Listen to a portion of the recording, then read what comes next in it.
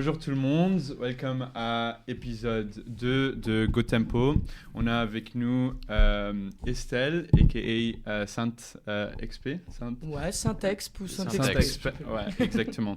Du coup, est-ce que tu peux te présenter un peu et nous parler de comment tu es rentré dans le monde de la musique et qu'est-ce qui t'a fait rentrer un peu dans le monde de la musique?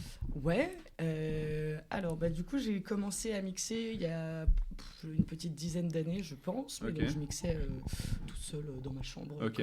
comme tout le monde. Quel genre de musique? Je faisais beaucoup de house, techno, musique électronique, un peu de Ok. trance aussi.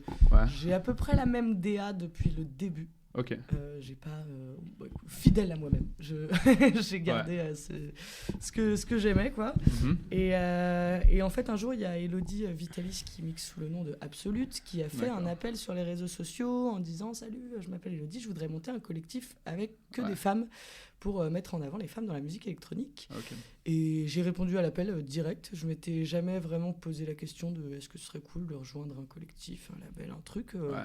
Juste passionné de musique, je me suis dit ça peut être cool de rencontrer d'autres passionnés de Ouais. musique et de construire un truc ensemble. Et c'est vrai que quand j'ai répondu à son appel, je me suis fait la réflexion que qu'il n'y avait pas de meufs en fait, qu'il n'y avait pas de collectif de femmes, et je me Ouais. suis dit Ouais, ouais. ça peut être cool. Et donc au départ il y avait vraiment beaucoup de filles qui ont répondu, on était au moins une centaine. Ouais. Et petit à petit, tu sais, c'était pendant le confinement. C'est donc, beau, ouais. On nous avait après, dit. petit à petit, on a fait des réunions en visio, des trucs, puis ça s'est un peu écrémé en fonction de celles qui avaient envie de s'investir à fond et celles qui avaient un peu moins envie de s'investir. Mhm. Et moi, je suis restée. Et tu vois, de fil en aiguille, comme ça, on était une quinzaine, alors qu'au départ, on était une centaine. Genre. D'accord. Et voilà, et on a construit ça, et ça m'a permis de me professionnaliser dans un milieu qui, pour l'instant, était juste une passion et que Ok. je pensais pas pouvoir devenir un jour professionnel là-dedans. D'accord. Et ça, c'est Venus Club, du coup? Ça, c'est Venus Club, tout à fait. Ok. Super. Et du coup, est-ce que tu peux nous parler un peu de ton parcours entre le moment où tu as commencé et maintenant, peut-être les challenges que tu as eus ou tes ambitions et où tu es maintenant par rapport à tes ambitions? Ouais, quand j'ai commencé, voilà, le problème c'est que j'avais pas trop d'ambition parce que je pensais pas qu'on pouvait devenir professionnel là-dedans, parce que Ouais. déjà je voyais très peu de femmes là-dedans, Mhm. et puis parce que quand tu commences un instrument de musique, en fait, t'es gamin, tu joues de la guitare, tu te dis pas Ouais. je vais devenir guitariste professionnel. Ouais. Donc moi j'ai commencé à mixer, je me suis pas dit je vais devenir DJ Et professionnel. tu joues pas d'instrument? Je joue de la guitare, si. Ah, ok, d'accord. mais, D'accord. mais voilà, pareil, je ne suis pas guitariste professionnel. Ok. Mais donc au départ, j'avais pas trop d'ambition. Et puis quand le Venus Club ça s'est lancé, on a eu une ambition plus féministe dès le Ok. départ. Ouais. C'était un collectif de musique, mais qui avait une portée politique féministe. Mm. Et donc on est parti là-dessus. Et ouais, donc je me suis engagée, je suis devenue un peu plus militante dans un milieu où j'étais féministe, mais dans mon coin, j'étais pour l'égalité, mais je faisais rien pour aller en ce sens-là. Et là, en fait, on a amené des femmes dans le milieu de la musique. On a professionnalisé des femmes dans le but de qu'elles puissent à leur tour apprendre à mixer à d'autres femmes. Et donc, je me suis mise à donner des cours de mix. Je me suis mise à donner soit des cours d'initiation au mix, soit des cours de mix plus poussés avec des parcours où on revoit la personne plusieurs fois et tout. Et à des meufs qui, aujourd'hui, je les vois mixer en club et tout. Donc, Cool. Ouais, c'est cool, ça. on est fiers de ce qu'on a réussi Ouais. à faire. Donc, ça, c'est vraiment trop chouette. Donc, ouais, au début, j'avais pas trop d'ambition. Mm. Et puis, quand on m'a lancé là-dedans et que je me suis rendu compte que si j'y arrivais, je pourrais vivre de ma passion, j'avais envie d'aller toujours plus loin, d'aller toujours plus fort et tout. Et donc, maintenant, je suis trop contente parce que ça marche de ouf. Parce que le Venus Club marche, parce que je commence aussi à avoir mon petit bout de chemin solo, Ouais. et que j'aurais jamais pensé que c'était possible, quoi. Ouais. Donc aujourd'hui j'ai le Venus Club d'un côté, et de l'autre côté j'ai une agence de booking qui s'occupe de mes bookings perso et tout, donc Ok. je suis un peu sur les deux fronts, et Super. c'est très cool. Ouais. Par rapport à ce que tu as dit, tu pensais pas qu'on pouvait devenir professionnel, etc. en musique électronique. Je pense que, peut-être le début des années 2000 ou un peu avant, on avait besoin d'un studio, d'équipements à des milliers de dollars, etc. Maintenant, aujourd'hui, tu as juste besoin d'un ordi, Ouais, clairement, des, c'est plus abordable. un quoi. casque, et en fait, tout le monde peut faire ça. Bonjour Nacho. Il vient C'est la star. C'est la star, ouais. C'est ça, le prince, on l'appelle de l'appart. C'est son appart en fait, moi je vis dedans. Ah ouais. C'est ton coloc. Exactement. Ouais, Du coup, ouais, pardon. Le phénomène du bedroom producer ou du bedroom DJ, maintenant, tout le monde a accès à tout en fait. Ouais. Il suffit juste d'apprendre des bonnes personnes ou des bons tutos et tu peux très bien maîtriser. Et puis les ressources sur YouTube. Tellement de ressources maintenant, c'est incroyable. Je pense que c'est une chance de pouvoir être dans cette ère où tu peux faire autant de choses et tu peux apprendre autant de choses. Ouais, clairement. Mais c'est vrai qu'en fait, à l'époque, dans les années 80 et tout, c'était peut-être pas à la portée de tout le monde parce que, comme tu disais, le matos coûtait hyper cher. Ouais. Aujourd'hui, tu achètes un DDJ 400, ça coûte, je sais plus, 200 balles, 300 balles. Tu vois, et tu peux commencer là-dessus. Et c'est ce que font tous les gens qui se lancent là-dedans, quoi. Absolument. Donc, et surtout pour produire aussi. Ça dira juste à ton doigt et voilà. Ouais, t'as plus besoin forcément d'avoir un millier de machines Roland 909, hardware, 808, machin. Des compresseurs analogues, etc. Tout est dans ton ordi, donc c'est vrai que ça devient carrément plus simple et à la portée de n'importe qui a un peu de motivation pour le faire et du temps, parce que par contre c'est chronophage de ouf. Ouais, exactement. Je pense qu'il faut être persistant. Comme tu as dit, toi, c'est une passion. Et justement, je pense que ça fait un bon pont pour ce que je vais te demander maintenant. Quand tu venais de commencer, pour ceux qui débutent leur carrière, est-ce que c'était comment le début ? Est-ce que quand tu ouvres un door, on est souvent intimidé, on se dit waouh, par où je commence, qu'est-ce que je fais, etc. Mais le début de quand j'ai commencé à mixer ou le début de quand j'ai commencé à me professionnaliser ? Les deux. Quand j'ai commencé à mixer, je me trouvais nulle. Okay. Je trouvais ça naze, parce que j'écoutais les gens qui mixaient autour de moi. Mon mec mixait déjà, et donc il essayait de m'apprendre un peu les bases, mais il n'est pas du tout pédagogue. Donc c'était un peu chiant. C'était plus en mode, t'arrives pas, je te montre comment on fait. Je le fais à ta place. Et j'étais en mode, ne fais pas à ma place. En fait, montre-moi. Et en vrai, c'est uniquement du travail. Il faut répéter les choses tout le temps, mais comme un instrument normal. T'apprends pas à jouer du violon en 6 mois, tu vois. Donc, là, c'était ça. Toutes mes transitions étaient décalées, toutes péraves. Et puis, au bout d'un moment, tu te rends compte que tu travailles ton oreille, qui est un organe comme les autres. Ça se bosse, quoi. Et puis maintenant, quand j'entends un décalage en club, je suis en mode... Oh, tu vois. Tu sais, on est tous comme ça. Tout le temps comme ça. Genre, je suis devenue une horrible puriste qui maintenant n'arrive pas à pardonner la moindre erreur de transition. Mais je me trouve, ça s'est passé au Mozart, ça s'est passé, dans beaucoup d'endroits où je prends un verre avec, je suis juste debout avec une pote ou un pote qui sont pas DJ et à un moment, au milieu de la conversation, je fais... là c'est pas beat match, tu vois, t'es direct, ton oreille il prend comme ça. Quand je le fais, te rappelles, j'ai trop l'impression d'être c'était Madame Loyal. On va pas dire c'est qui. Ok, on va pas dire c'est qui, Madame Loyal. C'était la scène de la forêt. Et on... Non, fallait pas dire. Mais c'est la scène de la forêt, il y a beaucoup d'artistes qui sont passés. Je dirais pas son nom, mais c'était un mec qui est un très très bon producteur. Et qui est chez Headbanger. C'était lui. Je sais pas. Moi, honnêtement, je savais même pas c'était qui, tu vois, je voulais même pas savoir c'était qui. Mais juste à un moment, on s'est dit, putain, là, c'est quand même la 6e fois qu'il n'arrive pas à beatmatch ou que je sais pas quoi. Pour un festival, c'est vrai que mais il y a de plus en plus, moi souvent je vais en soirée et je me rends compte qu'il y a beaucoup de DJ qui sont pas hyper bons dans ce qu'ils font, mais qui ont été bookés par exemple parce qu'ils sont d'excellents producteurs productrices, et donc on se dit les gens adorent leur prod, donc on va les booker, sauf que producteur, productrice et DJ c'est pas du tout le même métier, et savoir faire les deux, il y a plein de gens qui le font très bien, mais il y en a plein qui le font pas très bien, et donc du coup il faut bosser. C'est aussi la gestion, tu vois, c'est aussi la gestion de foule, la gestion de son temps, du stress et tout. C'est pas que mixer des trucs en vrai, tu vois, être DJ. Ça arrive. Ça nous est déjà arrivé de décaler. Lui m'a vu de loin, il me fait ça. Je lui dis ok. Ça m'arrive d'avoir des transitions ratées. Tu sais, il suffit que t'essayes de toute façon, dès que t'essayes de mixer de la funk, du disco, des trucs où tout est en acoustique. C'est fait par un être humain, pas par une machine. Donc de toute façon, c'est pas parfait. Exactement. Et puis il faut mixer en harmonie parfois truc. Vous avez vu ce qui s'est passé avec Grimes? L'enfer, la pauvre. Oh là là. La pauvre. Après, je pense que, il y a toujours des... C'est un peu comme... J'avais comparé avec un pote, j'avais dit... Tu te rappelles quand Will Smith, il a donné une claque à Chris Rock? cette blague que Chris Rock a fait sur Jada Smith, genre, s'il avait pas fait cette blague, elle aurait été oubliée en 3 secondes. Ouais. Et en fait, c'est parce qu'il a fait ça que c'est rentré dans l'histoire. Et elle, une erreur technique, tu vois, tu dis juste 2 secondes, il y a un problème technique. Et t'as un mec backstage qui t'aide, etc. Et voilà, tu vois, c'est oublié en 3 secondes. Mais je pense que c'est les 5-10 minutes de putain, merde, je sais pas quoi, truc, etc. Ouais, exactement. Ça ne marche pas. Dans un grand festival comme celui-ci. Exactement.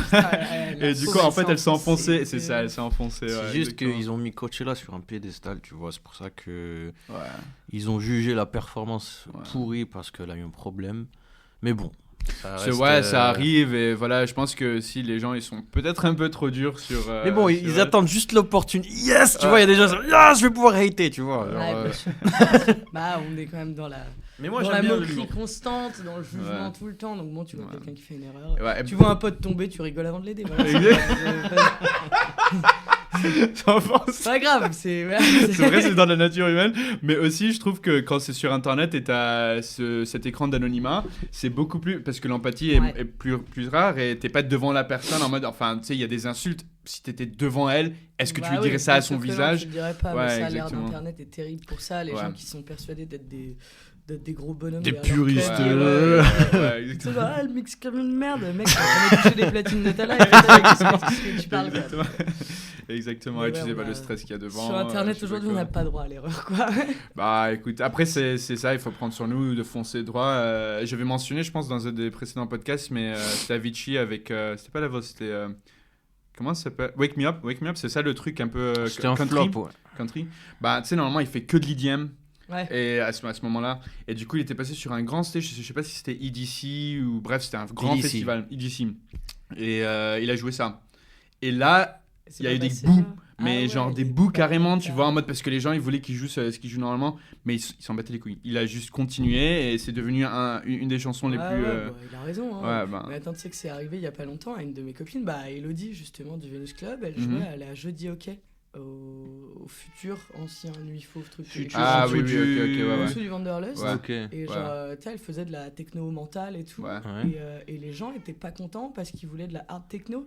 Ils lui disaient genre vas-y balance de la hard techno, ça fait chier. Il y avait des gens tu sais avec leur téléphone avec le truc qui défile à mode plus fort, plus vénère et tout. Et elle était en mode non, ce que je veux dire, faut aussi respecter l'artiste et ce qu'il ramène. Mais en fait les gens ils comprennent pas, ils vont en soirée en pensant que tout est fait, tu sais, genre. C'est comme le scandale là qu'il y a eu il y a pas longtemps, genre en warehouse on joue pas de la techno mentale, on doit jouer de la hard techno. Bah non, en fait, tu regardes. C'est quoi ça? T'as pas vu? C'était il y a 15 jours là. C'était quoi sur Technoflex et Détente? Non, c'est pas partout. En gros, c'était une soirée qui était organisée par Raw, je crois. Raw.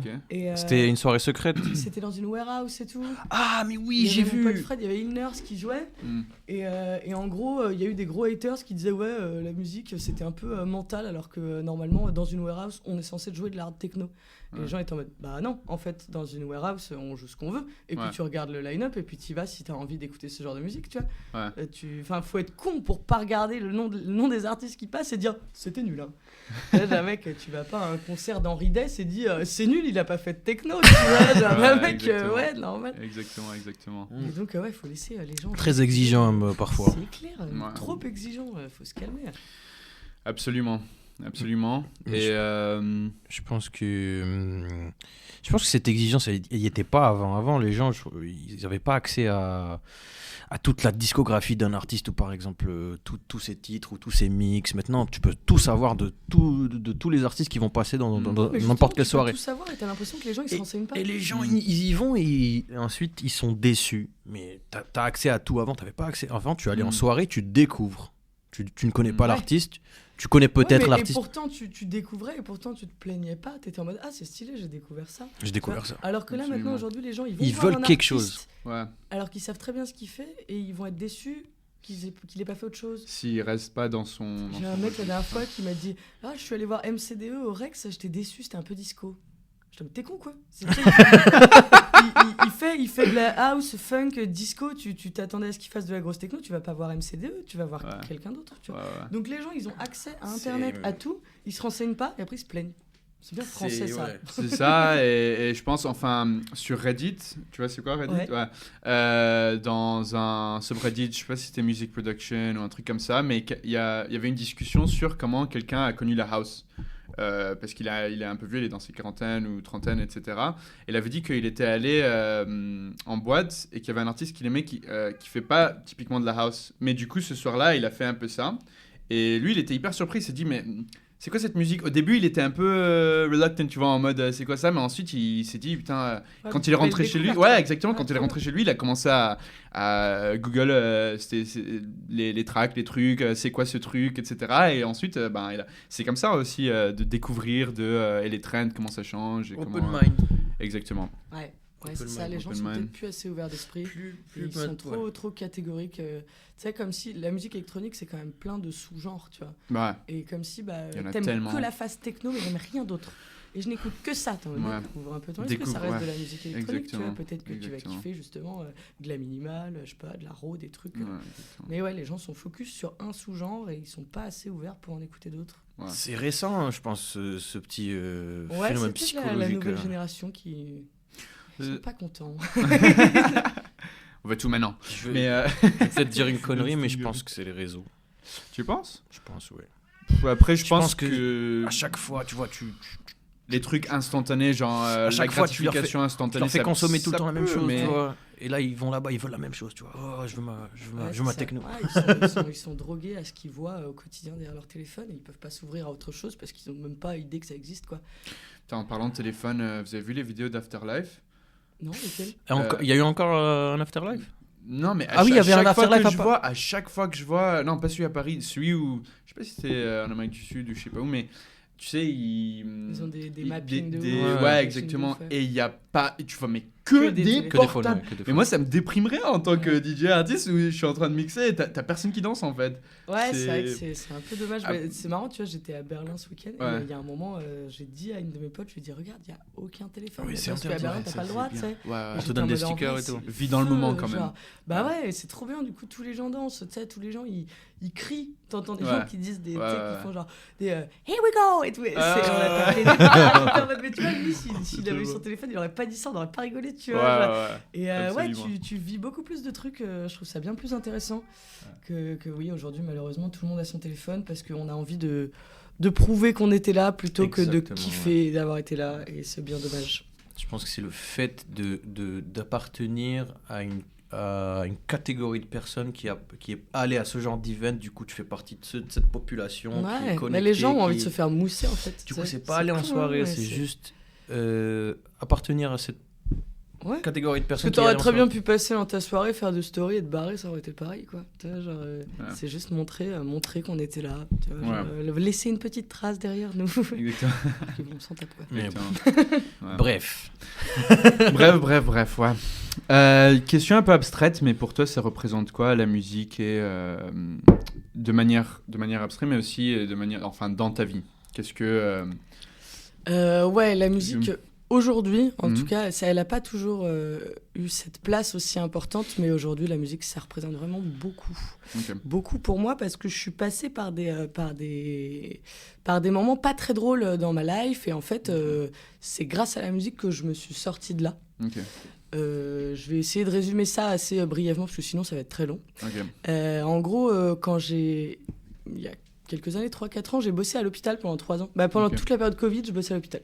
Donc en plus, j'étais même pas confiné chez moi, c'était trop grave. J'aurais préféré, je vous jure les gars, j'aurais préféré être confiné chez moi que de travailler. Est-ce que t'as attrapé le Covid ? Je l'ai attrapé au moins 2-3 fois déjà.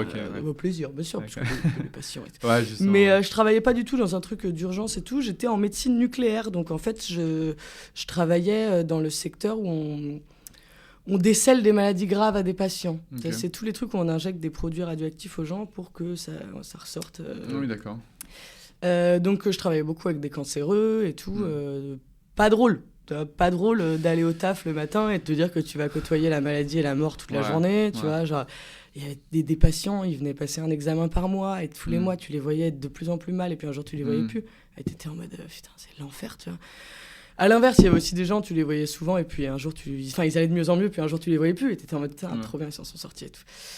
Mais bon, c'était dur, et c'est vrai que pendant toute cette période-là, la musique, c'était déjà mon exutoire, tu vois, mais c'était mon exutoire chez moi toute seule. Je jouais pas forcément devant un public et tout, parce que j'étais pas encore professionnelle à cette époque-là. Et c'est le moment où je me suis professionnalisée, quand le Venus Club est apparu et tout, le truc dont on parlait tout à l'heure. Et en fait, coup dur, à 27 ans, j'ai eu un cancer moi-même de la peau.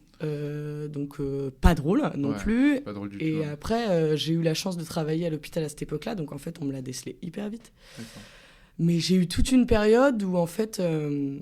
je l'ai dit à personne. C'est complètement con maintenant en y repensant. J'étais stupide. Mais tu après, vois, mais... peut-être parce que c'est un grand poids et que tu... Ouais, en fait, j'avais tellement... Déjà, j'avais hyper peur de mourir, tu vois. Ouais. Et j'avais tellement peur de faire peur à mes potes, à mes proches, à ma famille, à mon mec et tout, qu'en fait, j'ai attendu... Il y a eu pendant 1 mois et demi où je savais que j'avais un cancer et je l'ai dit à personne. Ok.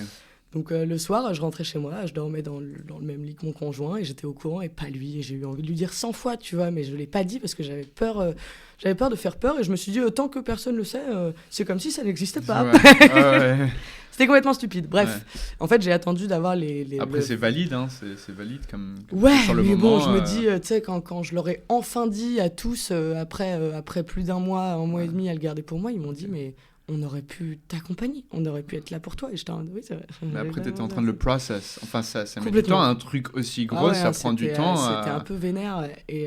Et en fait, donc, après ce mois et demi d'examen, de trucs, on m'a dit, on va pouvoir t'opérer, mais il faut le faire très vite. D'accord. Parce que si on t'opère pas dans les 2 mois qui arrivent, la tumeur sera trop grosse, pas opérable, et tu vas devoir faire de la chimio, des rayons et tout, et tu seras pas sûr de t'en sortir. Ouais. Donc gros coup de pression et à l'époque je travaille à l'hôpital et du coup il y a quelqu'un à l'hôpital qui a été un peu mon ange gardien pendant toute cette période-là, qui a fait j'ai pas aimé non plus, mais bon, je suis en vie aujourd'hui, mais qui a fait jouer ses relations pour que je sois prise plus rapidement. D'accord. Donc après il y a aussi dans le process de guérison tout le putain, j'ai peut-être pris la place de quelqu'un sur le billard et la culpabilisation de me dire que je suis peut-être vivante à la place de quelqu'un d'autre et tout, mais Survivor's guilt. C'est complètement ça. Et en fait, du coup, la musique m'aidait de ouf. Chaque gig, c'était les seuls moments où je me sentais vivante de ouf et où j'étais heureuse, en fait, parce que tout le reste du temps, j'étais malade, je pensais que j'allais mourir et j'étais en mode profite, tu vois. Et il y a une date qui était hyper importante, qui était le 17 février 2022. C'était la réouverture des clubs après le confinement. Okay. Et en fait, je me suis fait opérer le 16 février. Et le 17 février, je faisais le closing du Badaboom à Paris. Oh, à l'appart ou le... Badaboom. Ah, waouh, ok, super. C'était un jeudi soir, et je pensais... Enfin, tu sais, c'était la réouverture des clubs, c'était le jour de la réouverture des clubs. Le Badaboom était plein à craquer, tu vois. Et sauf qu'à la base, je devais me faire opérer 2 semaines avant, et être au taquet pour le Badaboom. Et ma chirurgienne m'appelle 2 semaines avant en me disant, bon, j'ai le Covid, je peux pas vous opérer. Et moi, j'étais en mode, mais je vais mourir, en fait. Tu sais, genre, le sort s'acharne, tu vois. Et je me dis, je vais... Enfin, déjà, les médecins m'avaient mis un coup de pression en mode, faut te faire opérer vite. Et là, on me le recule de 2 semaines. Et j'étais en mode, mais est-ce que dans 2 semaines, ce sera pas trop tard et tout? Elle m'a dit, non, normalement, non, je vous refais des examens avant et tout, machin. Et donc, elle me donne la date, elle me dit 16 février. Et j'étais en mode, oui, de toute façon, je vais pas dire, ah non, c'est chaud le 16 février, parce que le 17, j'ai un gig et tout. Bah non, donc je dis, ouais, bien sûr, 16 février. Ok. Et donc 17 février, j'arrive au Bada, mais... Ah, tu vas quand même? Mais j'y vais, mec. Courageuse, t'es courageuse. Mais c'était pas du courage, c'était de la folie, j'avais envie de jouer, tu vois, j'avais envie de jouer parce que justement, la musique m'apportait beaucoup trop à cette époque, tu vois, genre... Et je vais au Bada, j'étais dans le mal, mec, j'étais en post-opératoire, je me souviens, tu sais, je bois pas une goutte d'alcool et tout, t'as pas le droit, j'étais sobre, j'ai vomi en backstage avant de monter sur scène. Parce que, je sais pas, tu sais, ton corps est pas forcément au top après une opération. Et puis le stress et tout, tu vois. Ouais, du stress. Et en fait, c'était l'apothéose, quoi. C'était l'explosion. Je me souviens de ça comme un souvenir, mais tu sais, je sais pas, un moment suspendu dans le temps. J'avais peut-être juste 1h30 ou 2 heures de set, je sais plus, mais je me souviens que c'était intense, sa mère, tu vois. J'avais l'impression d'avoir fait un saut en parachute. Mon adrénaline, elle était là, tu vois. Et j'ai fini en pleurs. Et tout. Et j'aurais des gens qui étaient en larmes aussi, mais en larmes de c'est fini le confinement, c'est fini le Covid, on peut se la recoller, tu vois. Il y avait tous les éléments qui étaient réunis pour que ce soit émotionnellement un truc incroyable, tu vois. Et donc, ce jour-là, je me suis dit, ok, en fait, là, ce que je viens de vivre, je veux le vivre tout le temps parce que c'est un truc qui me... je me sentais vivante. C'est bizarre à dire parce que... Non, mais... Mais tu sais, je me sens vivant. Quand est-ce que tu te sens vivant? Tu te lèves le matin, tu te réveilles, tu respires, t'es vivant, tu sais que t'es vivant. Tu vois. Non, mais là, tu... là, c'est en mode, t'existes. Ouais, voilà. Là, c'était... je sais pas... je sais pas. J'ai en transe. Ouais, un peu. Mais et je me suis dit, ok, bah des moments comme celui-là, j'en ai eu très peu dans ma vie et j'en veux plus parce que c'est les seuls moments où je me sens heureuse, où je me sens bien, tu vois. Et donc après s'en est suivi aujourd'hui j'ai plus de cancer donc yeah. Super. Et mais après s'en est suivi une période aussi qui a été affreuse, genre pendant 1 an j'ai fait une méga dépression post-cancer. Voilà, si j'aime, je savais pas que ça existait. Je savais pas que ça existait en fait. Je sais pas, mon cerveau a fait un peu c'est genre les hormones, en vrai je sais pas du tout à quoi c'est dû. J'en ai parlé à ma psy qui m'a dit ça arrive des fois, le cerveau fait complètement un truc à 180. C'est comme après accoucher. Ouais, un peu, tu vois. Et il y avait aussi cette méga culpabilité, comme je vous disais tout à l'heure et tout. Et en fait, là où pendant des mois j'ai eu peur de mourir, et bah quand j'ai été guérie, j'ai eu un peu genre peur de vivre, où je culpabilisais d'être en vie, et du coup j'avais un peu envie de me foutre en l'air, tu vois. Et donc c'était en dents de scie, et donc en fait j'ai eu peut-être pas 1 an, mais peut-être un bon 9 mois de dépression hardcore, où je me levais le matin, j'allais au taf en pleurs, tu vois. Genre, et je pouvais plus travailler à l'hôpital, c'est méchant, mais je pouvais plus voir un cancéreux, tu vois, genre alors que bon bah je me sentais importante à mon travail, c'est important ce genre de boulot, on sauve des vies et tout, mais bref, je pouvais plus voir un hôpital en peinture, j'en avais marre, je voulais plus passer d'examen, je voulais plus avoir rien à faire avec ce milieu-là. Donc le jour de mon anniversaire, je me suis offert ma lettre de démission. C'est quand ton anniversaire ? C'était le 12 avril. Ok. Et je me suis offert ma lettre de démission, et donc j'ai quitté mon boulot, et je me suis dit ça va sûrement aller mieux, mais la période de healing quoi a été hyper longue. Je pensais vraiment que genre je quitterais mon boulot et que 15 jours après ça irait mieux, et putain ça a mis 9 mois, c'était l'enfer.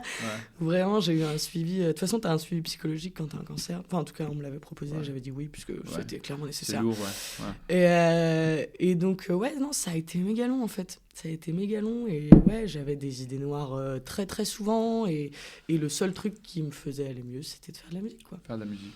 Et en fait comme à l'époque la musique c'était que Vénus Club pour moi, j'avais pas encore de carrière solo, j'avais pas encore d'agent, de gig toute seule.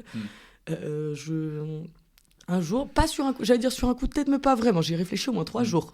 Je suis allée me faire tatouer le logo enfin même pas un logo un peu revisité super. De mon collectif, super. Et en fait c'était un peu une façon de se libérer de quelque chose. Non, de me dire tiens bon jusqu'au prochain gig.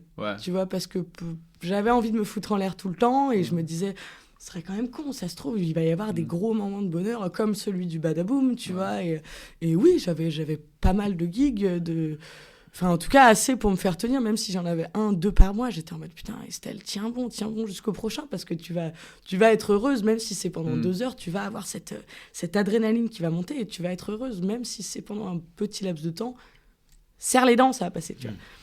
Et donc voilà, je me suis tatoué ça, et quand je le regardais en sortant de ma douche, j'étais en mode vas-y, tiens bon, et tout ça va bien se passer, tiens bon, tu vois.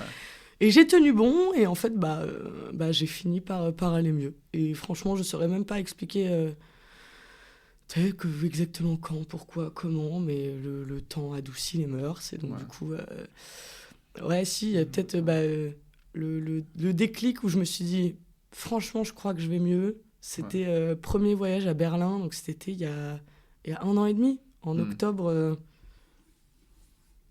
2023. Okay. Non, 2022. 2022, okay. Octobre 2022, j'ai fait un voyage à Berlin complètement sur un coup de tête, parce qu'un de mes meilleurs amis m'a dit je vais à Berlin en vélo. Ok, pourquoi tu ferais ça, bref. c'est un cycliste, c'est un cycliste de ouf et tout. C'est 2 potes qui font du vélo tout le temps, et en fait ils allaient à Berlin en vélo. Et moi je commençais un peu à aller mieux. Il m'a dit mais viens, tu nous rejoins. Je fais moi je vais pas à vélo, c'est pas quoi. Là, tu m'as regardé, je fais pas de sport et tout. Mais donc je les ai rejoints par mes propres moyens, à savoir l'avion, désolé, l'écologie, voilà. Et en fait une fois là-bas, je sais pas, c'était hyper bienveillant, tu sais, c'était une teuf autrement qu'à Paris, et j'étais entourée, donc j'avais mon meilleur pote et sa bande de potes qu'à l'époque je connaissais pas du tout. Et tu sais, c'était un peu un espèce de nouveaux trucs dont j'avais besoin. Ils sont arrivés dans ma vie à un moment où j'avais vraiment besoin de nouvelles rencontres, de nouvelles personnes, de bienveillance, et ils m'ont guéri quoi. Genre, c'est super ouais, ça. Non, du coup, ils étaient tous très sympas. Ils étaient tous trop cool, mais je suis tombée amoureuse de cette bande de potes. Ils sont incroyables. Aujourd'hui, ils font partie de ma vie quotidienne, tu vois. Mais ouais, je sais que c'est à partir de ce moment-là où j'ai fait ok, bon, c'est bon, tout ce qui s'est passé, c'était hardcore et tout, mais c'est derrière toi. T'as plus de cancer, t'as plus de quoi être malheureuse. Tu fais un truc que tu kiffes et ça marche de plus en plus. De quoi tu te plains, tu vois. Genre. Et j'ai commencé à me mettre un peu des coups de pied au cul, à sortir de chez moi, à chercher du boulot. J'avais pas de boulot, depuis ma démission, j'étais au chômage depuis quasiment 6 mois et tout. Et voilà, donc je me suis retrouvée un nouveau taf que je kiffe, qui me permet de faire de la musique à côté. Donc c'est vraiment trop bien, parce que je suis au 4-5e. Et donc, y a 4 jours par semaine où je bosse dans ma salle d'escalade. Il y a 1 jour par semaine où je fais de la prod quasiment tout le temps, et le week-end je me produis à droite à gauche dans des clubs, des festivals et tout. Donc, c'est cool ça. Ouais, j'ai vraiment l'impression après des années de galère mentale en fait, d'avoir trouvé un équilibre et grâce à la musique quoi, parce que sinon franchement je pense que si j'avais encore été DJ de chambre, mec, j'aurais pas tenu, parce que le truc qui m'animait vraiment et qui me faisait kiffer, c'était de me produire devant des gens. Et quand je me suis rendu compte que c'était ça la clé, j'ai envie de le faire tout le temps, tu vois. Et donc je cherchais des gigs. Là j'ai trouvé une agent du coup qui est trop cool en plus, j'adore, tu sais, qui me trouve des gigs. Ouais, non, c'est trop bien. Trop cool. La vie est devenue clémente avec moi, voilà. Déjà, merci vraiment beaucoup de partager ça avec nous et avec l'audience, parce que ça doit pas être facile. Et pour ceux qui peut-être sont dans un moment difficile de leur vie, est-ce que toi, quand tu étais tu vivais les moments difficiles, tu étais dans métaphoriquement le tunnel et tu savais pas s'il y avait la lumière ou pas à la fin, tu te projetais dans le futur en te disant peut-être ça va aller mieux, ou tu savais que tu vas être comme tu es maintenant, beaucoup plus heureuse. En vrai, je savais pas, j'en avais aucune idée, et c'est ça qui est terrible quand t'es dans cet état-là, c'est que t'es même persuadé que ça s'arrangera pas. Exactement, c'est pour ça que parce qu'il y en a qui... mais tu sais, quand on te dit mais t'inquiète, tu vas voir la lumière au bout du tunnel, c'est pas vrai. Quand t'es dans l'engrenage, laisse tomber, t'es en mode y a pas de lumière, c'est bon, c'est fini quoi. Moi je te dis, j'avais vraiment envie de me foutre en l'air tous les matins au réveil, tu vois. Et donc en plus j'étais comme je voyais un psychiatre, j'étais sous médoc et tout, et j'ai demandé à mon psy d'arrêter les antidépresseurs, parce que les antidépresseurs c'est censé te faire arrêter de déprimer, mais en fait ça t'empêche d'avoir des émotions fortes. Donc je connais. T'es plus malheureux, mais t'es plus heureux non plus. C'est ça. Et donc du coup j'étais en mode ça te nomme entre guillemets. Exactement, j'étais en mode en fait je pense que je préfère avoir un peu en dents de scie des émotions sympas et des émotions pas sympas que de rien ressentir du tout. J'avais pas envie d'être un robot, j'étais quand même chaude de rester un être humain, tu vois. Et donc du coup non, tu vois pas la lumière au bout du tunnel, et un jour elle arrive comme un cheveu sur la soupe, et tu te dis ok, peut-être, je sais pas, c'est un truc à attraper au vol, des petits moments qui un jour se transforment en un long moment de joie, tu vois. Genre au début t'as des petits moments de joie où tu te dis ça c'était cool, hein, j'aimerais bien qu'il y en ait d'autres, et puis un jour il y en a d'autres, et puis un jour il y en a d'autres, et puis un jour t'arrêtes d'être déprimé tous les jours et d'être une loque au fond de ton lit, et tu te dis que la vie est plus belle qu'il n'y paraît, mais non, malheureusement, quand t'es dans le tunnel et que tu t'en vois pas le bout. Donc, si ça peut parler à certains, j'en voyais pas le bout et je m'en suis quand même sortie. Donc, il y a de l'espoir. Et peut-être des tips, à part juste la musique de manière générale, est-ce que t'avais peut-être des routines, des choses que tu faisais, des choses que tu te disais pour essayer de rester, de garder le moral Je te dis, le seul truc, c'était ça, c'était tiens bon, quoi. Tiens bon, mais je sentais que je serrais les dents et que c'était pas... Je me forçais, en vrai je me forçais. Là où tous les matins mes idées noires me disaient que ce serait quand même vachement plus facile de se foutre en l'air que de se forcer. Parce que c'était éprouvant en fait, au quotidien, ça me bouffait toute mon énergie, j'étais crevée, tu sais, tu pleures tout le temps. Et puis au bout d'un moment tu pleures tellement souvent que tu pleures plus, mais juste t'as des cernes comme as, tu sais, tu ressembles au mec dans Ratatouille là. Tu vois le mec qui goûte la ratatouille à la fin là, lui il est en dépression, c'est sûr, genre... Jusqu'à ce qu'il mange la ratatouille. La ratatouille, c'est voilà. Mais donc j'avais trop de somme, je ressemblais au mec de ratatouille. Non, et en plus, il y a aussi il y a le paraître, tu vois. Moi, Ouais, en fait, les gens, ils savent pas. Tu gardes un masque. Bah, t'essayes, malgré ces grosses cernes, t'essayes de garder ton masque en société. Et en plus, moi, il faut savoir que je suis la meuf rigolote de la bande, tu vois. Et donc, j'étais... En fait, pendant 6 mois, j'ai été Robin Williams, tu vois. Ça m'a fait penser à ça, justement. Un mec que j'aimais beaucoup et qui était le rigolo de la bande, et puis qui a fini par se suicider, on n'a jamais rien vu venir, tu vois. Donc, ouais, non, franchement, c'était hardcore. Et en même temps, garder ce masque, c'était une façon de me protéger aussi, et puis une façon de protéger les autres. Moi, j'ai toujours peur de faire peur, j'ai toujours peur de... En fait, j'ai tellement peur que les gens me prennent pitié, tu sais, et me disent genre... C'est vrai que les gens changent un peu leur comportement avec toi. Ouais, et tu sais, j'avais pas envie de... Ah, t'es dépressif, ça doit être dur. Ah, t'as un cancer, oh là là, il y en a qui pauvre comprennent pas aussi. Enfin, surtout pour le cancer, mais pour la dépression... Ouais, alors que, en fait, ils comprennent pas parce que c'est une bonne intention. C'est en mode, j'espère que ça va aller, ça doit vraiment être difficile. Non, oui, c'est difficile. Enfin, bien sûr que c'est difficile, Ginette, c'est pas... Il y en a qui te disent, arrête d'être triste, en fait. T'es triste? Arrête. Oui, comme... T'as essayé de pas être triste? J'ai un pote la dernière fois qui est allé à la pharmacie parce qu'il était hyper stressé, qu'il avait besoin de trucs pour... Et la pharmacienne lui a dit, vous êtes stressé? Ouais, vous devriez lever le pied de temps en temps. Et il était en mode... Merci. Merci. J'y ai pas pensé. Capitaine Obvious, quoi. Quand je suis anxieux, et parfois je suis très anxieux, on me dit, mais mec, y a rien en fait pour te rendre anxieux. Arrête. Merci, je sais. Tu sais. Le principe même de l'anxiété. Je sais. Ah ouais, non, c'est l'enfer. Mais c'est voilà. vrai que c'est pas facile de comprendre les gens et d'essayer de se faire comprendre. Ouais, non, mais les gens ont toujours envie d'être empathiques et c'est trop cool en même temps, tu vois, d'avoir des copains empathiques. Mais c'est vrai que ça peut être lourd. Personne peut gérer ce qu'il y a dans ta propre tête. Donc j'étais en mode, tu sais quoi, vaut mieux rien dire. Enfin, je préfère pas mettre les gens au courant et puis je les mettrai au courant quand ça ira mieux. C'est ça, et je pense que peut-être on peut partager un peu de nos histoires. Okay. Bon, c'est pas aussi dur que vivre un cancer, etc. De toute façon, il n'y a pas de... Il n'y a pas d'échelle. Ouais, il n'y a pas d'échelle de la douleur et du malheur. Donc, mais ça revient aussi un peu à l'origine de ce podcast de GoTempo. Pourquoi j'ai eu l'idée, pourquoi ça a beaucoup résonné avec Youssef et on s'est directement dit on va faire ça ensemble, etc. Ouais. C'est qu'on a tous les deux vécu des moments très difficiles dans notre vie. Moi aussi, il y avait des moments où j'ai vraiment beaucoup voulu me foutre en l'air. Et il y avait même un moment, une tentative, heureusement, qui n'a pas marché. Bah oui. Et du coup, dans ce moment, vraiment, j'étais persuadé que... j'étais vraiment dans ce tunnel dont je parlais, où je ne voyais pas de lumière. Et aucun de mes potes le savait, en fait, aussi, parce que tu n'as pas vraiment envie de le dire. Et je gardais un peu non, parce que en fait, tu as tellement peur de leur réaction. Que te dire, c'est ça, exactement. Tu dis à un de tes amis, j'ai envie de me suicider. Il y a un peu ce guilt aussi moi, c'est de la culpabilité. Exactement, c'est de la culpabilité. Parfois aussi, je me disais... Mais Jade, t'es tellement privilégié, déjà j'ai un toit, j'ai de la bouffe, j'ai des trucs, c'est déjà plus que la moitié de la planète, même plus, etc. Mais après, faut aussi se dire que... mais donc tu culpabilises d'être malheureux, quoi.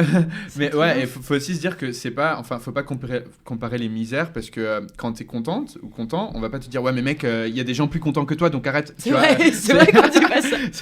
Donc, je suis bien contente de mon gig là. Ouais, enfin, il y a un mec qui a gagné l'autre gars. Donc c'est beaucoup mieux, donc tu te calmes un peu. Exactement. Exactement, et du coup, moi aussi, la musique, ça m'aidait énormément à m'échapper de la réalité. Je pense aussi que c'est un catharsis qui te permet d'évacuer des choses. Si t'es triste, tu vas peut-être produire quelque chose de triste. Si t'es amoureux, peut-être quelque chose d'un peu plus... Enfin, c'est voilà. Et je pense que maintenant, bien sûr, ça va beaucoup mieux, heureusement. J'ai toujours comme on est humain, des ups and downs, mais j'ai trouvé quelques astuces. Déjà, je suis un peu rentré dans le stoïcisme, la méditation, etc., du sport aussi. Et je pense que la méditation, c'est le fait de rester dans le présent. Et je pense que quand on mixe, quand on fait des choses comme ça, on est dans le moment présent, on est concentré. Donc aussi, ça nous permet de rester dans le présent. Mais du coup, c'est ça pourquoi le côté santé mentale dans GoTempo, parce que justement ça nous tient à cœur et je vais laisser... Moi je connecte beaucoup avec ce que tu as partagé en fait, parce que le fait que tu te dises tiens bon, c'est des trucs que je me dis tout le temps et que je me disais, et que c'est des trucs qui m'ont poussé à faire des trucs que je ne pouvais pas imaginer. Et je suppose que ça a demandé beaucoup de patience, parce que être patient c'est pas facile. on a toujours envie de bouger. Il y a toujours un truc au fond qui te pousse à avoir la bougeotte, à faire quelque chose. Sinon, t'es comme une loque dans ton lit. Mais les points communs entre ton histoire et ce que j'ai vécu moi, c'est que j'ai été très très patient. À un moment dans ma vie, j'étais très anxieux, très stressé parce que je travaillais, j'étais pas très bien dans mon travail, ma famille complètement dissociée bref, l'histoire comme toutes les histoires. Et au bout d'un moment, j'étais très en colère, tout le temps, très en colère, très stressé, très anxieux. Mais au bout d'un moment, j'étais tellement en colère que je me suis dit, j'ai pas besoin de ça. Je me suis dit, il faut juste être patient et faire les choses d'une manière à ne pas t'attendre au meilleur des cas, au meilleur des mondes, genre demain. Tu n'auras pas le meilleur résultat demain, mais juste fais les choses étape par étape et tiens le coup. Donc, je pense que ce que tu dis, ça résonnerait avec beaucoup de monde. Ouais. Parce que être patient, c'est une vertu. C'est hyper dur d'être patient quand t'es malheureux et que t'es impatient d'être heureux, tu vois. Exactement. Et du coup, l'expression prendre son mal en patience prend tout son sens. Ouais. C'est chaud. Et je pense qu'il y a... Enfin, rentrer dans un cercle vicieux, c'est assez commun. Les idées noires qui s'auto-alimentent, en fait, etc. Moi, quand j'avais débuté la musique et pendant un certain moment, ce qu'il fallait pas faire, et ce que je faisais souvent, c'est que je me comparais aux autres. Et je me disais, putain, pourquoi je suis une merde, pourquoi ça, etc. Là, par exemple, j'ai eu une semaine où j'étais extatique, enfin hyper heureux parce que mon dernier EP est arrivé au top. C'est numéro 1 top laissé sur Beatport pendant un petit moment. Après c'est aussi parce que j'ai une grosse communauté qui m'aime, et ça m'a rendu hyper heureux. Exactement. Et je me suis dit putain, déjà je suis content que j'ai tenu, je suis content que parce que tu as tes doutes, tu as des moments de trucs, mais au final, quand tu arrives à ce genre de milestones, des moments où tu as un grand achievement, t'es fier, en fait. T'es fier et tu te dis, en fait, c'est worth it. C'est bon, le chemin est long, le chemin est dur, mais c'est worth it. Exactement. Du coup, il faut garder la tête sur les épaules. Exactement. Malgré les obstacles et tout ce qui peut arriver en fait. Et on peut pas éviter la souffrance. Enfin, la souffrance, ça fait partie de la vie. Bah ouais. Après, on peut pas contrôler ce qui se passe, mais on peut contrôler comment on réagit à ce qui se passe. Et je pense que c'est important. On est dans le self-control, là, genre le niveau de psychologie, genre. On parle de... Ouais, c'est le regard que t'as toi sur toi. Que t'as toi sur toi-même et que personne ne peut te donner. Moi, parce que justement, quand t'es pas bien, tu te sens tellement nul. Ouais. Tu sais, genre... tu disais, ouais, je suis une merde et tout, mais mec, moi, je me répétais ça à longueur de temps. Et au point que même aujourd'hui, où je considère aller vachement mieux, je me rends compte grâce aux gens qui m'entourent que je parle mal de moi. Oui. Et tu sais, mais même des fois dans le... Tu sais, dans des tics de langage au quotidien, tu vois, genre, je vais dire une bêtise et je vais faire « Ah putain, je suis trop conne !» Et il y a toujours un pote qui dit « Mais dis pas ça, tu sais, dis pas ça de toi, c'est pas cool. » Et je suis en mode « Non, mais c'est façon de parler. » Mais justement, et je me rends compte que j'ai des séquelles de cette période-là où j'allais pas bien parce que je parle hyper mal de moi-même. J'ai une estime de moi qui est pas haute, tu vois, alors qu'aujourd'hui, je fais mieux. Ouais. Donc, je me dis... qu'il y a encore du chemin, putain. Ah bah, c'est aussi la vie, c'est aussi progresser, on apprend, il reste toujours des séquelles de ça et il faut faire gaffe. Il faut essayer d'être bienveillant envers soi-même et en vrai, c'est hyper dur. Moi, je trouve qu'on a tendance à être... Enfin, en tout cas, je parle pas au nom de tous, mais j'ai tendance à être plutôt bienveillante avec les gens qui m'entourent, de faire toujours gaffe à est-ce qu'ils vont bien, est-ce que ça se passe bien, est-ce que je peux faire quelque chose pour aider, mais jamais par rapport à moi. Tu vois, je me pose jamais les questions genre est-ce que je suis sympa avec moi-même, est-ce que je peux faire quelque chose pour m'aider, tu vois, genre. Et c'est con, c'est le genre de questions qu'on devrait justement essayer de se poser plus souvent, quoi. Je pense que ça s'applique à énormément de gens. Personne ne te déteste autant que toi-même. Enfin, personne ne t'insulte. C'est ça, exactement. L'autre jour, j'étais en train de creating et j'ai vu une chanson qui s'appelle Your Mind is a War Zone. Je me suis dit, putain, c'est un peu ça quand même. C'est la bataille avec toi et toi-même, etc. Ouais, c'est ça. Bah, c'est du... J'ai produit une track il y a pas longtemps qui est sortie nulle part, qui est sortie nulle part, mais que j'ai joué à Or et qui s'appelle Self-Sabotage. J'ai vu ça et je me suis dit, il y a du meaning derrière. En fait, je me suis directement, j'ai pick up sur le truc. Je me suis dit, il y a du meaning derrière. Oh, bah, tu sais, quand tu cherches des titres de track, tu généralement, à part si t'as une idée directe, tu vois, tu prends toujours des trucs qui te passent par la tête. Et tout à l'heure, tu disais, ouais, t'es dans un mood, tu vas faire une track comme ça, dans un autre mood, une track comme ça. Et là, clairement, j'étais dans un mood de self-sabotage. Je me suis dit, je vais appeler comme ça, les gens vont comprendre, tu vois. Le EP que je viens de relâcher, une des tracks s'appelle No Tomatoes, parce que je déteste les tomates. Et ce jour-là, j'avais commandé un burger et ils ont mis des tomates. Je me suis dit, putain. Et du coup, ils ont détruit ma journée. No Tomatoes, allez, pas. Le monde va savoir que j'aime pas les tomates. Trop bien. Exactement. Moi, quand tu seras une resta, on t'amènera pas de tomates en backstage, tu vois. Voilà. Exactement. Il y a Sinka qui m'a envoyé un message en disant je viens d'écouter ta chanson et moi aussi je déteste les tomates dans mon burger, etc. Ouais, exactement. Ça devient des sujets de conversation, c'est important. Absolument. Est-ce que tu peux nous parler un peu plus on va te demander de self-promote un peu, de les trucs que tu vas sortir, ce que tu fais.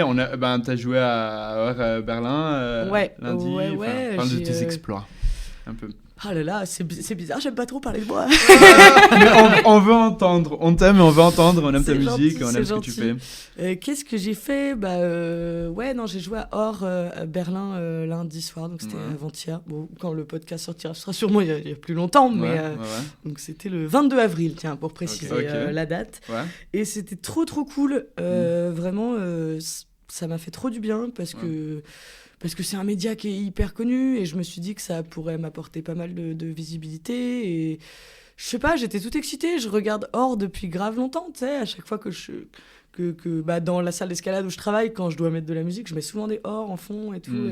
Et là, en plus, c'était trop touchant parce que tous mes collègues l'ont regardé, l'ont projeté sur la télé de la salle et du coup, tous les clients étaient en mode « Ah, c'est la meuf de l'accueil !»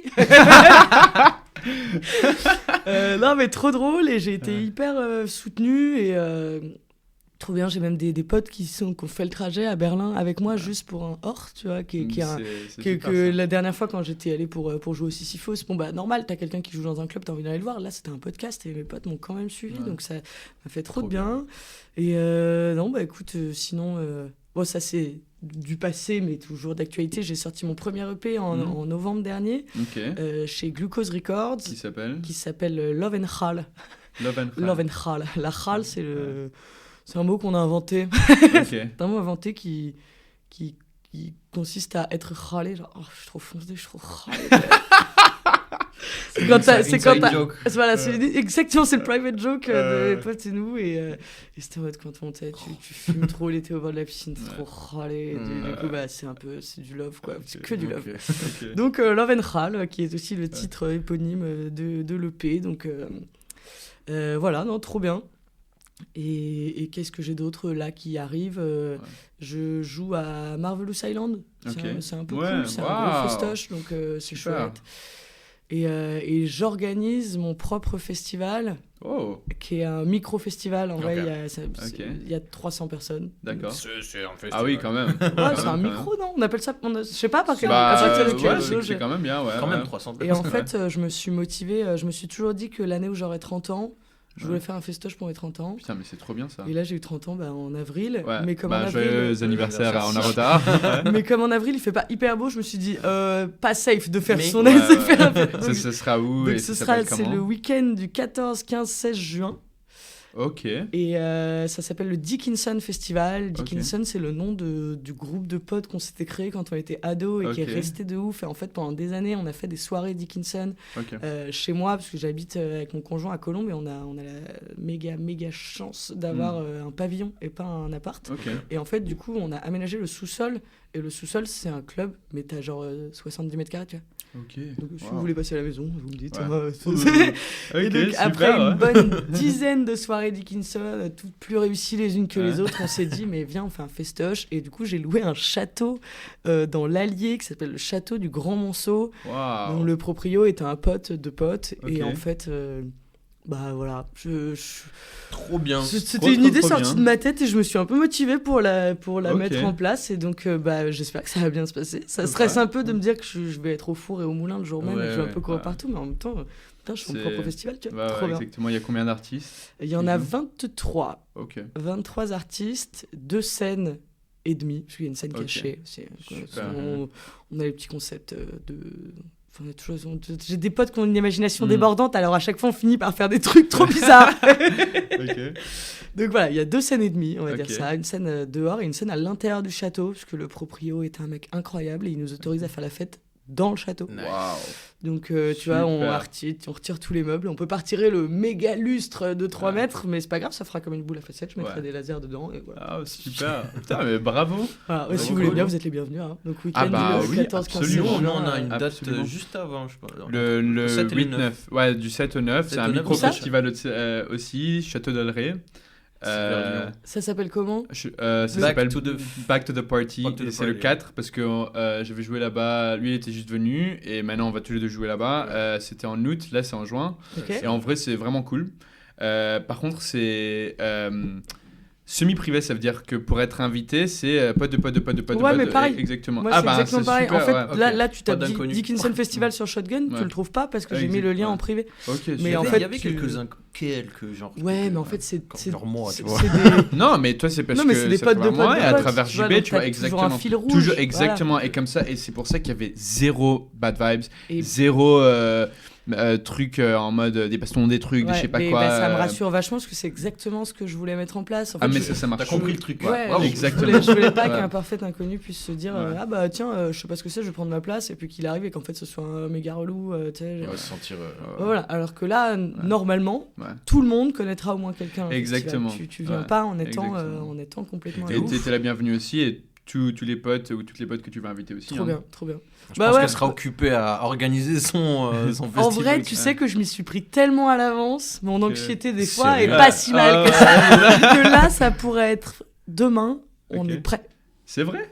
On a tout fini, et c'est juste que là j'ai juste à croiser les doigts pour que la météo soit clémente, qu'il fasse beau. Mais c'est pas à l'intérieur du château? Bah il y a une scène à l'intérieur, une scène à l'extérieur. C'est vers où?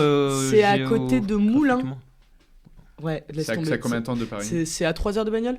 Ok. Sud, centre. C'est en plein milieu. C'est là où il n'y a rien à part des châteaux. Ok. Ok. Ouais. Bah écoute, moi je suis chaud. Hein. On va trop bien, franchement, les gars. J'ai peut-être des examens, mais je vais essayer de organiser. Ah ouais, ça va faire 2 week-ends d'affilée où ça va être mais ça va être cool en vrai. En plus, il y a la fête de la musique ensuite le 21. Ah ouais, en plus, c'est un vendredi cette année, c'est un vendredi. Trop bien. Tu as des plans toi pour la fête de la musique? Là, on est en train de chercher un truc avec le Venus Club, un lieu un peu cool pour faire un fête de la musique Venus Club. Je sais que l'année dernière ou il y a 2 ans, on l'avait fait au Point éphémère, ça avait été vraiment trop cool. Et là, on cherche un lieu justement un peu alternatif comme ça. On aimerait bien avoir pignon sur rue. Ok. Il y a plein de bars où ils mettent de la musique dans la rue. Exactement. Donc là on était pour parler là-dessus, on a demandé à plein de lieux, on attend d'avoir des retours et tout, donc mais je pense qu'on va réussir à se faire un petit truc sympa. Ça. Donc vous en serez les premiers informés. Ah super. En fait avec Youssef, on va essayer de faire un truc go tempo. Et en fait, quand j'avais couru le semi-marathon, j'avais pris un dossier solidaire. Ça veut dire que c'était pour avoir deux SAR solidaires. Et faut récolter 210 €, donc 10 € par kilomètre. Ce que j'ai fait, j'ai récolté une cinquantaine des potes, ensuite j'ai juste donné le reste. Et Eva, une femme hyper sympa, qui m'a donné 2 SAR quand je suis allé le récupérer. C'est elle qui s'occupe en fait de tout ce qui est com, etc. de Fondation ABPA. Et du coup, j'avais un peu parlé du projet Go Tempo. J'avais dit que c'est un podcast, mais aussi qu'on veut faire des soirées, etc. Et que ce serait cool qu'on fasse un petit partenariat avec l'autorisation de la mairie pour un peu récolter de la thune pour Fondation. Et elle a dit, c'est elle qui s'en occupe justement, que j'ai juste besoin de prendre le truc de la mairie, elle le signe et c'est bon. Et donc peut-être qu'on va faire ça pour la fête de la musique. Trop bien, je vous le souhaite. En plus, je vous le souhaite, c'est trop super. bien de pouvoir faire la teuf pour la bonne cause. Moi, exactement. Et du coup, on cherche des collectifs, des trucs pour... si à un moment vous êtes chaude, on peut faire ça ensemble. Carrément, ça peut être trop bien. Et du coup, je pense que après, on va chercher plus de fondations. Des trucs, on va fouiller un tout petit peu plus. Il faut. Exactement. Ouais, c'est trop bien, j'aime trop faire la fête pour la bonne cause.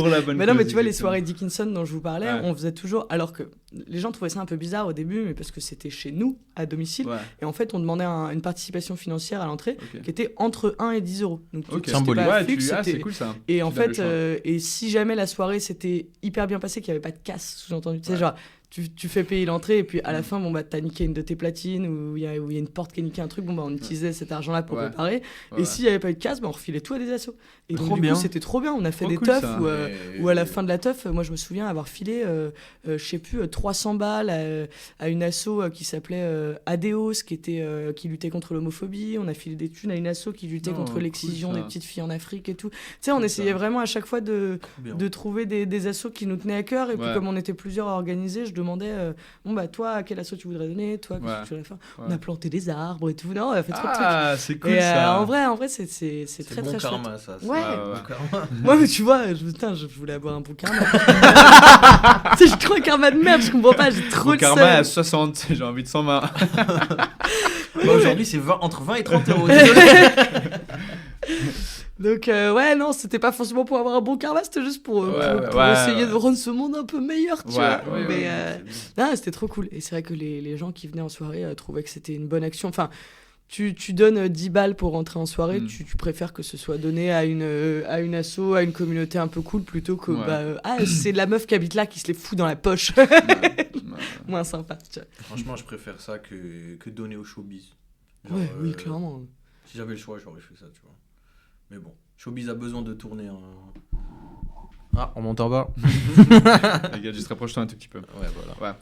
Je suis mis un tout petit peu trop à l'aise. Mais oui, très très bonne initiative. Je suis fier de vous. Je vous connais pas, mais je suis fier de vous. Merci, c'est cool. Ouais, vraiment, bravo. Là, pour le Dickinson Festival, j'ai mis la place à 50 balles pour vendredi, samedi, dimanche. Ouais. Et normalement, je rentre dans mes frais si je vends 180 places. Donc si j'en vends plus, je pourrais refiler des thunes, tu vois. Est-ce qu'on peut donate en plus du billet ? C'est pas prévu. Ok. Enfin, j'avoue, j'ai pas mis ça en place. Mais comme c'est la première édition, je me rends compte qu'il y a trop de trucs où j'ai été un peu bancal. Mais tu sais, où par exemple, j'aurais clairement dû faire, comme fait tous les festivals, Early Bird, machin. Et qu'en fait, non, je me suis dit, écoute, ça me paraît fair de mettre une place à 50 balles pour un week-end. En vrai, c'est pas cher, 50 balles pour un week-end. C'est absolument pas cher parce que le BTTP, c'est dans les 200, 300. Mais après, c'est tout compris, alcool, truc, logement, bouffe. Mais que là, je me suis dit que c'était cool, que j'avais pas envie que les gens dépensent des milliers et des cents pour venir à un truc, tu sais, qui sera potentiellement pas hyper pro, hyper rodé, vu que c'est la première fois que je le fais, tu vois. Donc, mais déjà, c'est immense comme achievement c'est un festival, t'es chaude quand même. Et il y a ça, il y a la question logistique, il y a aussi le fait que comme tu as dit, le prix, tu veux pas énormément l'élever. Et du coup, c'est vraiment centré sur la musique. De ouf. Bah, de toute façon, tu sais, c'est ma passion, c'est toute ma vie la musique aujourd'hui. Donc, si je fais pas tout ce que je fais en rapport avec la musique, ça n'a aucun sens. Tu vois. Donc, non, je fais absolument pas ça pour me faire des thunes. Je fais pas. En fait, je fais ça pour faire kiffer les gens. Puis pour me faire kiffer, surtout. T'as entendu ça? Non, mais c'est vrai que c'est important. Moi, c'est tellement gratifiant. Je voyais ça avec les soirées que j'organisais, où quand à la fin de la soirée, les gens ils viennent te voir et ils disaient putain, ça fait des lustres que j'ai pas passé une soirée aussi cool, et t'es en mode super touché et tout, tu sais. Et du coup, je me suis dit, tu sais quoi, à chaque fois, les petites soirées que je faisais chez moi, on invitait 60 personnes, pas plus, pour pas être trop à l'étroit, tu vois. Et là, je me suis dit, tu sais quoi, j'ai fait kiffer 60 personnes par 60, je vais en faire kiffer 300 d'un coup, vas-y, bats les couilles. Ça va être trop bien. C'est trop ça cool, va être trop bien. Écoute, j'ai hâte. J'ai hâte aussi. J'ai hâte, là, je patiente, là. Et peut-être tu l'as déjà mentionné, excuse-moi si j'ai oublié, mais c'est quand ta prochaine date? Ma prochaine date, c'est au Wanderlust le 16 mai, parce que là, je pars en vacances. Le 16 mai. Ah merde, je suis pas là. Mais en fait, j'aimerais bien venir te voir jouer. Bah écoute, avec plaisir. Là, les prochaines. Le 16 mai, c'est un jeudi. Ça, c'est les jeudis, au Wanderlust. Donc, c'est vrai que... Là, je suis au chômage, donc... le 16 mai, après le 18-19, je vais jouer dans un petit festival à Rennes qui s'appelle Vilaine à Rennes. Et après... Ah bah non, et entre-temps, il y a Marvelous aussi. Le 18, je joue à Marvelous, et le 24, je joue à Vilaine à Rennes. Voilà. Ce sont mes 3 prochaines dates. Ok. Super. Mais oui, si vous voulez me voir jouer, n'hésitez pas. Moi, je suis pas là, je vais en Espagne du 1er soit le 17, soit le 20, je sais pas. Mais du coup, dès que je rentre, quand t'es là, je viens. Ouais, carrément, avec plaisir. De toute façon, généralement, je poste toujours mes dates. Je suis pas très réseaux sociaux parce que ça me prend beaucoup d'énergie et de temps.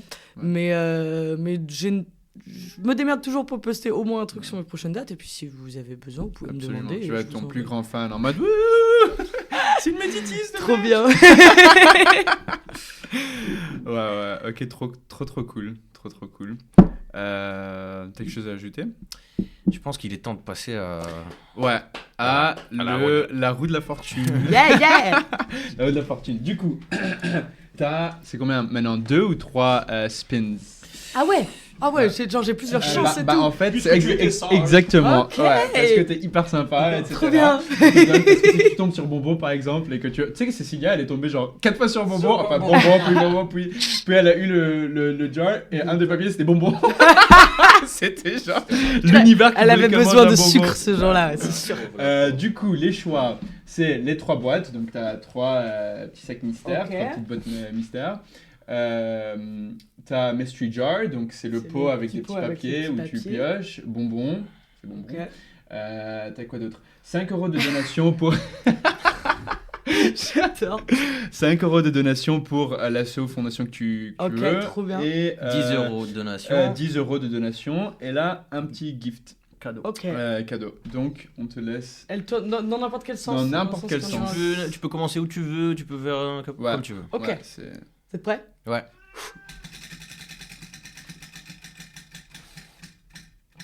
Allez! Oh là là! 10 € de donation en ton nom. Est-ce que t'as une asso ou une fondation en tête? D'ailleurs, tu peux refaire si tu veux.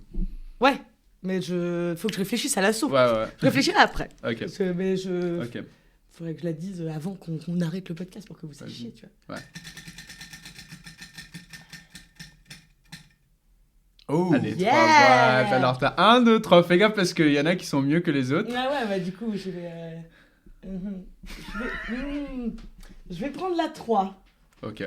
Oh, wow! Vous savez, vous, ce qu'il y a dedans déjà. Ouais, c'est pas surprise pour vous. Oh, wow! Une boîte de dates. Waouh! Trop stylé. Je peux l'ouvrir? Bien sûr, c'est à toi. C'est vrai, c'est à moi maintenant. C'est les dates de trop bien, je savais pas que j'allais recevoir des cadeaux, c'est trop stylé. Ah là là, je reviendrai. Attends. Si j'avais su qu'on allait être aussi sympa avec moi, trop bien, la classe, attends, trop stylé. Et j'ai encore droit à un 3e spin. C'est le feu cet endroit, putain. Allez dans l'autre sens, celui-là. Okay. Allez.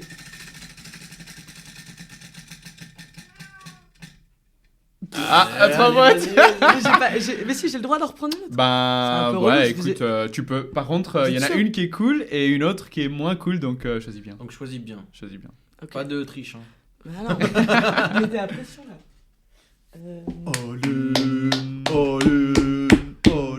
Je prends la 2. T'as pris la bonne. Alors, il y a une règle pour celle-ci. Vas-y, sors. C'est que... Faut que tu le nommes là maintenant devant nous. Regarde, il y en a 2 là qui gardent mon petit diplôme. Ah ouais, trop stylé. Du coup, est-ce que tu peux montrer à la caméra, c'est quoi? Le petit Ducky. Et un petit... Ah ouais, il est très stylé. Ah merde, j'ai fait rentrer le truc. Et du coup, il s'appelle comment? Faut que je le nomme là maintenant. Ouais, faut que tu le nommes là maintenant. Vite, pression. Ok. Il a une tête de Bernardo.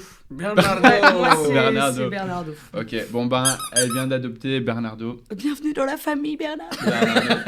Faut que tu le mettes, en fait, moi j'en ai un qui, quand je produis, il est là. Ouais. Et c'est un porte-bonheur quand tu produis, en fait.